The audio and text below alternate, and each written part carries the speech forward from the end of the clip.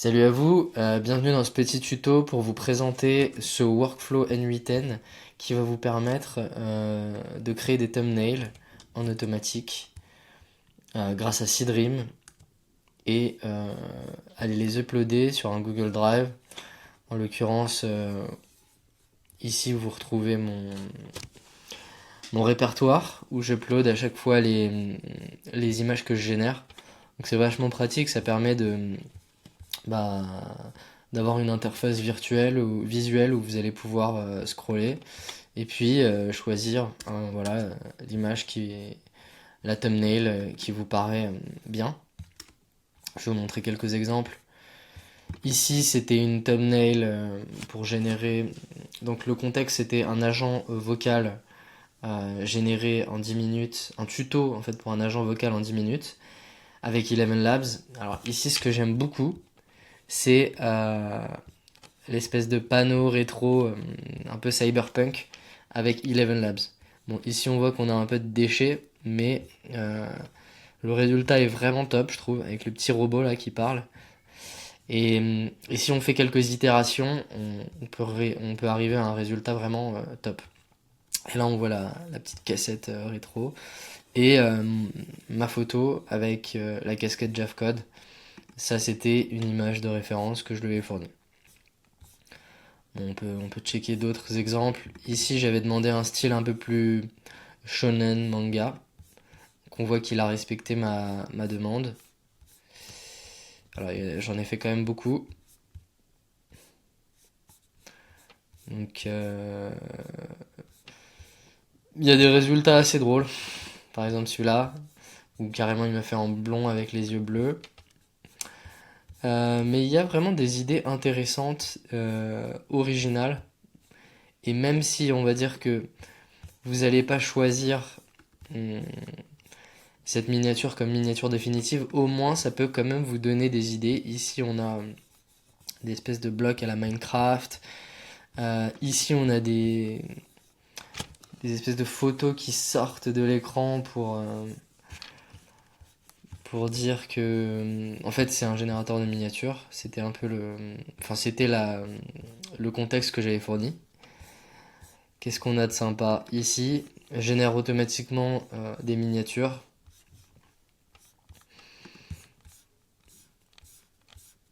Celle-ci, je l'aimais bien aussi. Thumbnail Generator Exposed. Donc voilà. Après, comme toujours, le prompt, il sera perfectible. Vous allez voir qu'il est assez simple. Ici, j'aime bien le style un peu comics poussé sur Auto N8N. Créer votre calendrier et miniature. Hmm. Celle-ci est vraiment pas mal. Paye 4 fois moins cher. Self-host N8N. Avec une calculette rétro. Et puis ici, on a N8N. Donc voilà pour les exemples. Maintenant, on va passer au vif du sujet. On va rentrer dans le vif du sujet, pardon. Donc, comme vous pouvez le voir, ce workflow est assez simple. Il pourra être perfectible. Je vais vous le présenter en détail. Donc, on va passer un par un sur tous les nœuds. Ici, c'est le nœud que si vous êtes familier à N8N, vous connaissez sans doute. C'est le nœud OnForm Submission. Donc, c'est un formulaire qui va permettre de renseigner des informations. Ici, j'ai piné de la donnée pour pas avoir à chaque fois à remplir le formulaire. Et donc, on a des éléments en entrée. Ce que je vais faire, c'est que je vais unpin. Comme ça, on va pouvoir renseigner les informations qu'on veut. Et je vais vous montrer un exemple. Et donc cet exemple, eh ben, ça va être... qu'est-ce que ça peut être? Ok, on va rester sur le générateur de thumbnail. Donc on va faire un test. Ici vous voyez que voilà le formulaire apparaît. Donc on va poser le contexte. Un générateur de thumbnail avec N8N automatique avec N8N. Style, on va mettre Cyberpunk Retro Wave.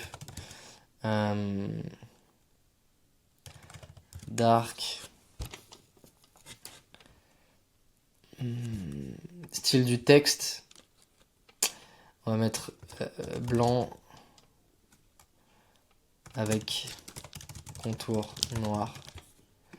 Donc l'URL de l'image, je vais aller la chercher. IMGD. Voilà, ici. C'est un hébergeur d'images. Voilà, et donc tac, on va pouvoir copier l'adresse de l'image.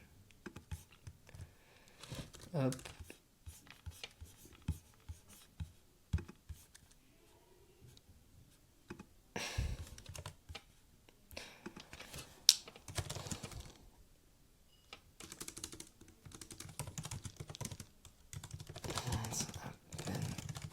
Perceptible de comics BD. Voilà, après on pourra faire des tests. Ok. Voilà.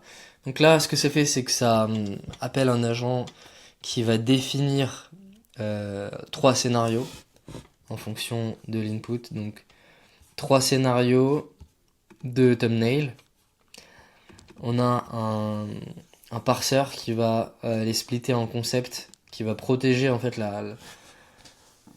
qui va protéger la poursuite, qui va conditionner la poursuite du workflow à un output structuré qui est comme tel, pour éviter les problèmes. Ici, on va splitter, donc quand on split, ça veut dire que la suite va être déclenchée le nombre de fois qu'il y a un split. Donc s'il y a trois valeurs, 3 éléments, et qu'on split, bah la suite va être répétée 3 fois. Donc ici, ça veut dire qu'on va aller appeler l'API FallAI. Donc on utilise Seedream version 4. On appelle l'API FallAI 3 fois pour générer 3 thumbnails. Qu'est-ce qu'on fait derrière?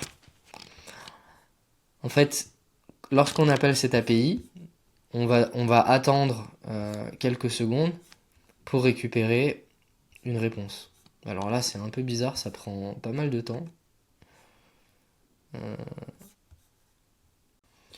Donc en attendant, on va aller explorer le nœud.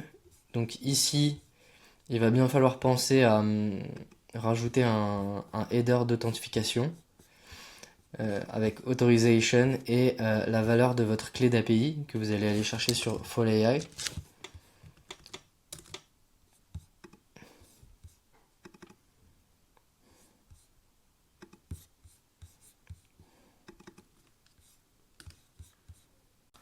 Voilà, donc là, on a bien ensuite une requête pour aller checker le statut.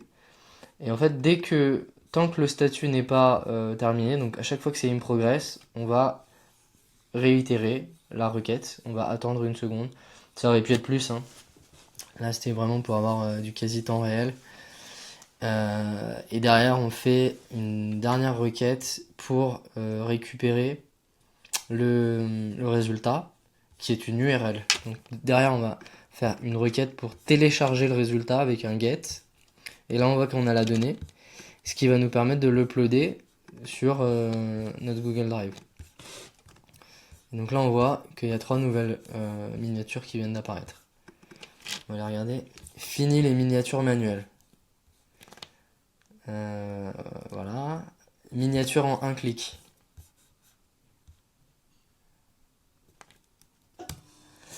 Et Javcode génère en un clic. Generate.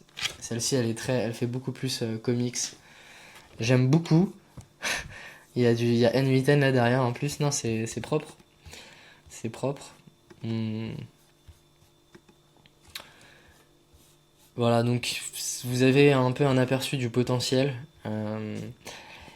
Ici, évidemment en input, vous pouvez ajuster, vous pouvez mettre d'autres paramètres, le positionnement du texte, les couleurs.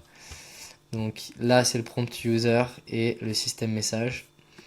Et donc tout ça est bien sûr perfectible, mais ça vous donne déjà une très bonne base pour mettre en place votre système de génération, quel qu'il soit.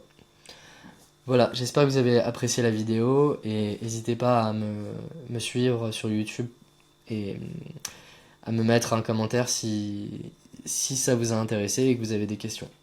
Je vous dis à très vite, allez ciao.